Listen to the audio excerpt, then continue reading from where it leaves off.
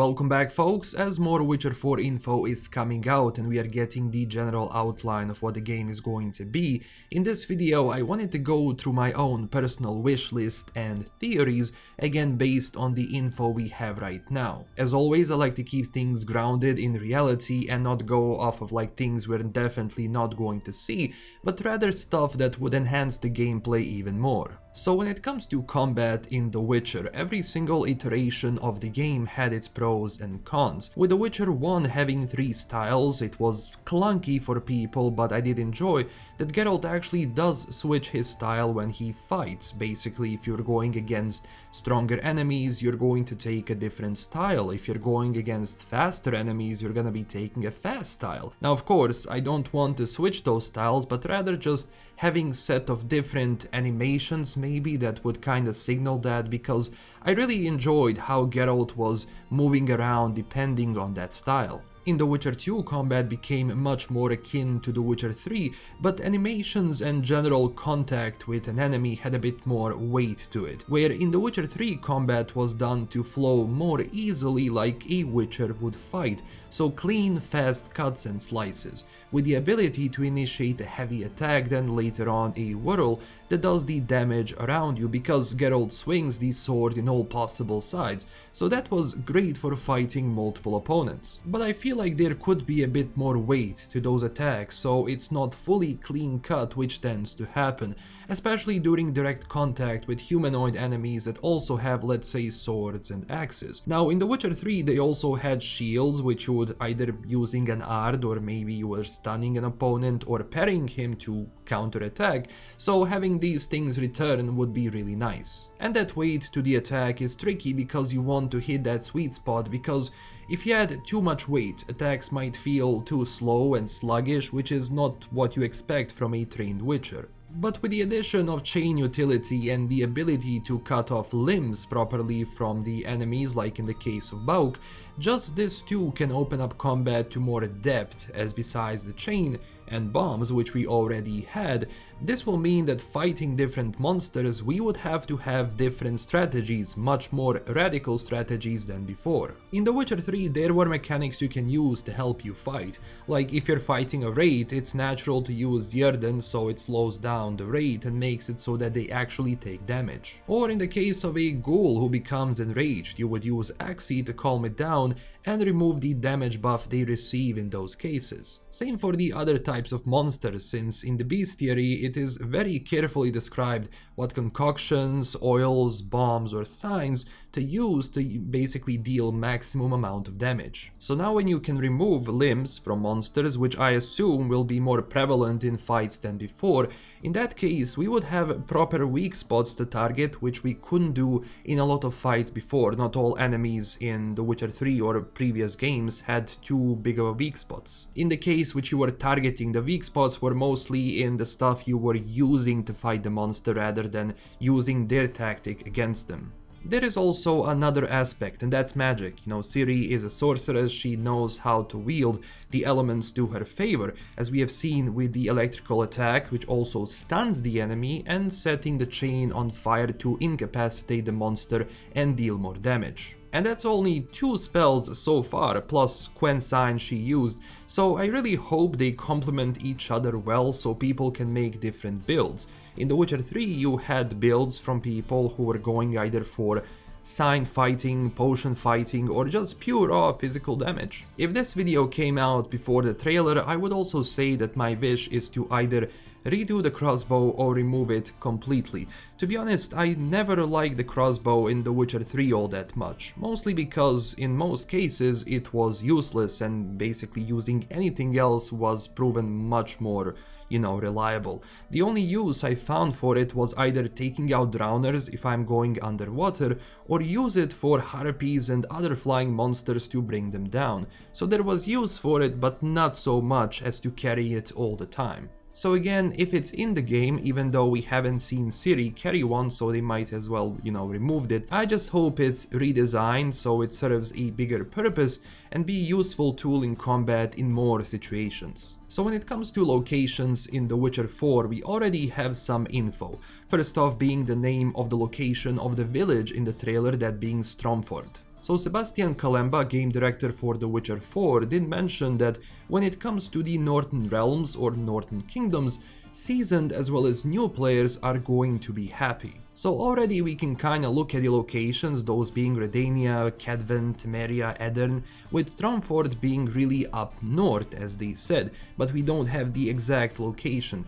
Now, being that there is snow or at least some frost in the village itself in the trailer, if we pay close attention, we can kinda assume that maybe it's going to be really up north in the Northern Realms and not really in a different locations we don't know about. But they're gonna be adding different regions to the map, so there is a lot that we actually don't know right now. But if we zoom out the map itself, you do have Kovir and Dragon Mountains to the north, which I would love to explore with the new graphical fidelity, as well as Sintra to the south, being that, well, it's Ciri, it would be a crime not to visit Sintra in the game. But if there is one region I would like to visit, that would be Ophir. Ophir by itself is way down south and it's more of this desert oriental terrain that I think would look amazing. If not maybe in the base game, then it could be one of the expansions for The Witcher 4. We already had a run-ins with the Offieri and Hearts of Stone especially, so expanding it would be nice, and it's also one of the locations that people were kinda fantasizing and theorizing for a very long time, especially being one of the expansions for The Witcher 3, which never happened. Speaking of expansions, with the release of The Witcher 4, I would like if 2 expansions per game would happen.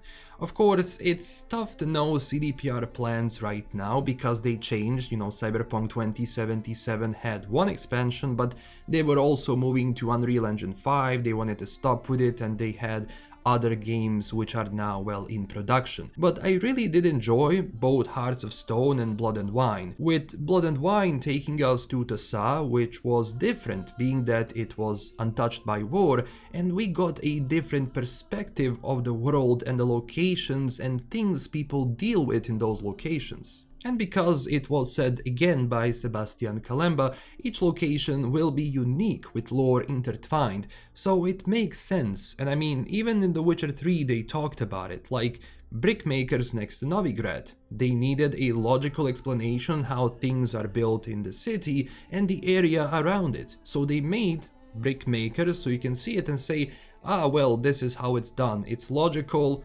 immersive, and it's explained in the lore. And if they go with the smaller expansion first and then bigger one later, I think that would be good, as it would give content without, let's say, taking a huge amount of time right away for a new region in the first expansion, but rather keeping it for the second one, and again, hopefully it's going to be Ophir. One element of The Witcher 3 I want to return in the next game are treasure hunts for The Witcher gear.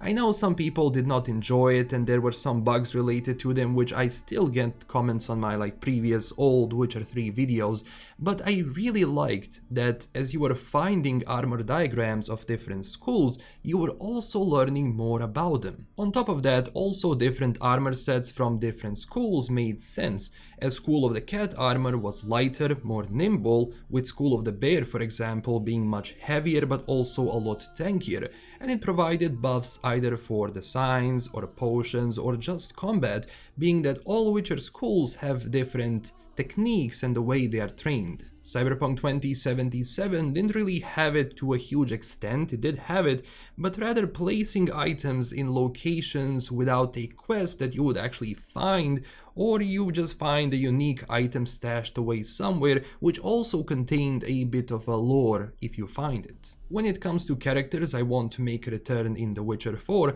I actually had a talk with Southern Locust, another content creator, last night, and I went on about having Jorvet return because, well, we saw him in The Witcher 2 and that's it. But he is such a unique character and he served a really nice counter to Vernon Roche, so I would definitely like to see more of him, and with him, well, more Scoia'tael, or at least what's going to be the case with the lore later on. Meanwhile, Locust mentioned Leto, that we both agreed upon, being that, well, it seems CDPR really wants, to keep him, as he was the part of the third game as well, so his return to help out Ciri would be nice. And also he provides such a unique perspective on the Witchers and the world. I think he's a really well-crafted character, and I mean, he's a Hulk after all, who moves like a cat, so that's also kinda cool. And since School of the Lynx is what Ciri is a part of, I wonder if that school will be a safe place maybe for remaining Witchers in the world, because there really isn't that many,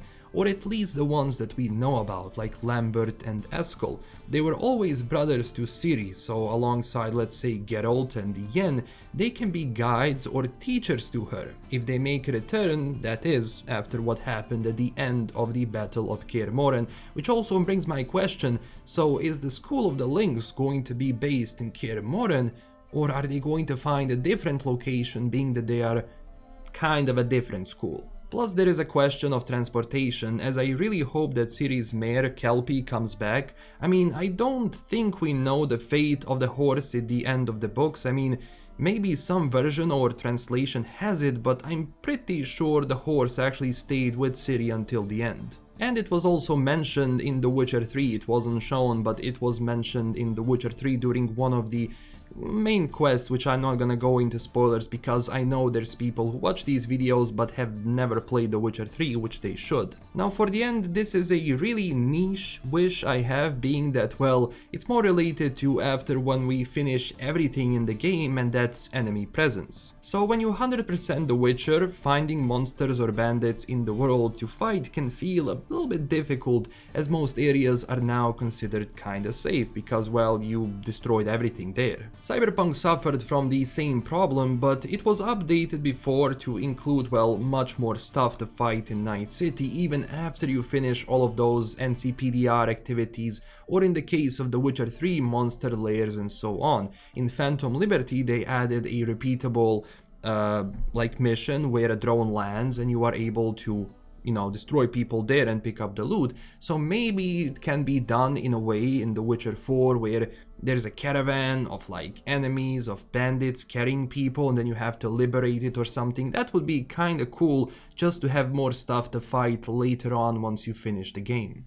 And because they learned a lot from Cyberpunk itself, I wish this is implemented in some form alongside naturally with New Game Plus. It's such a requested feature for like Cyberpunk, and The Witcher 3 did have it, so I hope it's considered for this game as well. You know, going through the story again with the gear you have, with like everything fully unlocked, is always nice, as you now get to fully utilize it against, you know, missions and quests and stories you already passed. Yeah, it can be easier because, well, you have all of the gear, but it can still be fun.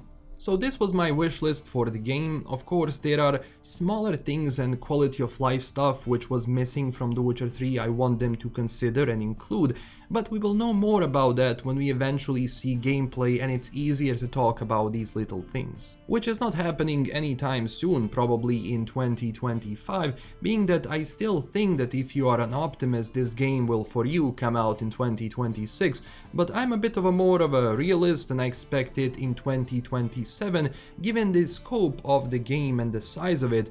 But for as long as they take their time, you know, it's a new protagonist, new story, and the IP people love dearly, so I don't want them to rush this, and there is no point in doing so. But let me know down below, what is your wish list for The Witcher 4 and what do you think about the stuff I listed in this video. If you enjoyed this, consider liking and subscribing for everything Witcher 4 related, and join our community on Twitter and Discord. This is LastKnownMeal signing out, and I will see you very soon with a new Cyberpunk 2077 mod list video. Bye bye.